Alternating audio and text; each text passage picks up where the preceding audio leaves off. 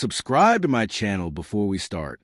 It was a calm Tuesday night, the type where the air feels heavy and the clock sounds louder than usual.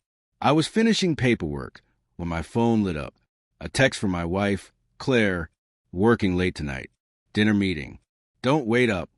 Short, clean, emotionless, corporate tone type text. Now, late meetings weren't new. She worked in marketing. Late nights came with the territory. But this message hit different. It felt practiced, almost like she already decided what lie she wanted to go with. I started typing a normal casual reply, but before I could finish, another message popped up. This one wasn't from her. It was from her boss's wife, Linda. Hey, Mark, are you and Claire coming Friday for dinner? I froze. Friday? I replied back quick. Wait, do you mean tonight? Claire said she has a work dinner. Linda responded almost immediately.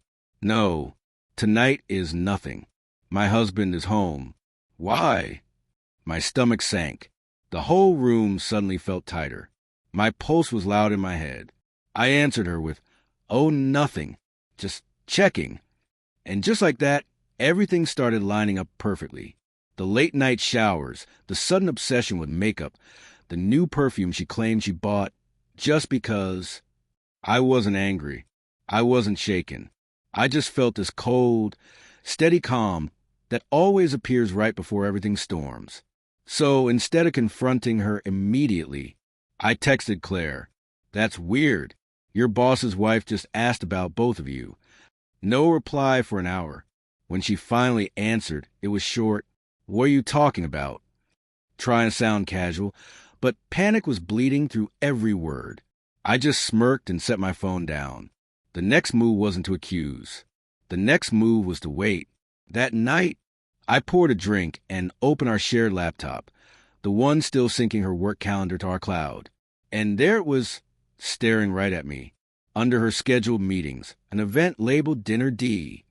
Not strategy meeting, not work presentation, just that one letter. D. Daniel, her boss. I had met him twice. Arrogant, charming, the type of guy who walks into a room like he gets first pick of anything. Claire always talked about him with admiration, maybe even excitement. He's a great mentor, she said.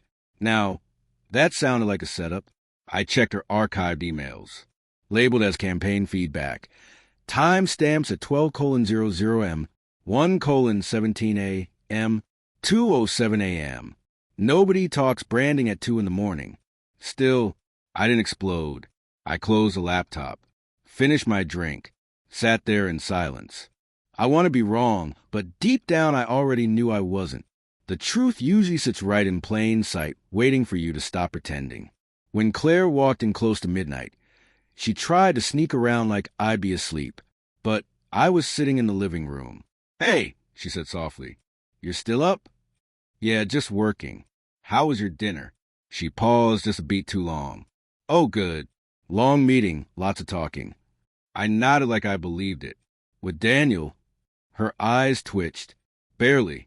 But I saw it. What? No. With the team. Why? I shrugged. His wife texted me earlier. Said he was home. Her face drained. She laughed it off. She must be confused. Maybe, I said. I kissed her head gently. Good night, Claire. She looked relieved, like she thought she got away with it. She didn't realize I already saved screenshots of her calendar and messages to my private email. The next morning, I called my lawyer. No yelling, no raging, no begging for truth she wasn't interested in giving me. I just went quiet. The kind of quiet that rattles people more than any argument ever could. For the next few days, she behaved like nothing was off, texting the usual, love you, need milk, miss you. Words that used to feel warm now sounded like pre-recorded lines. She would leave early, come back smelling like cologne that wasn't mine, and fall asleep facing away from me like a stranger. But I waited. I needed proof, not suspicion. Friday arrived, the dinner Linda invited us to. I told Claire I'd meet her there after some paperwork. She smiled and kissed me like she always did. Don't be late. I wasn't. I got there early, just in time to see her step out of Daniel's car, laughing like she hadn't laughed around me in forever. They didn't notice me. They walked inside, almost touching hands. I waited 15 minutes before walking in. I greeted Linda at the table. When I casually mentioned they arrived together, her eyes went wide. She immediately called her husband. Across the room, Daniel's phone flashed. Claire froze. They both literally looked like two actors who forgot their next lines. I left. No drama. No scene. Just the sound of my footsteps behind me. By morning, the house was silent. My things were gone. The divorce paperwork was already at her office. She called. I ignored it. She texted. I didn't open it. 3 days later, her mother called crying, apologizing, saying Claire just slipped, she made a mistake. Mistakes end when you stop choosing them. I rebuilt my peace quietly. Sold the house. Changed my number. Started over. I don't hate Claire. I don't love her either. She taught me something no counselor ever taught me. Silence isn't weakness.